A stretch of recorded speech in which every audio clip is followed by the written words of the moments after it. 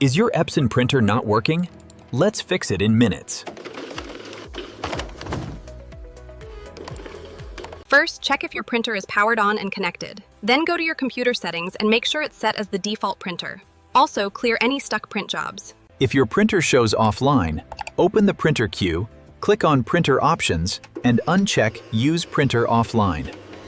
Use printer offline. Then restart your printer and Wi-Fi router.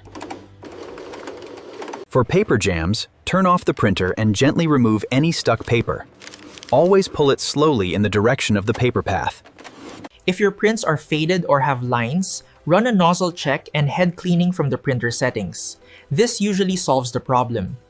Having trouble connecting to Wi-Fi? Use the printer's setup wizard and make sure your device is on the same network. And that's it. Your Epson printer should be working now. Follow for more easy tech fixes.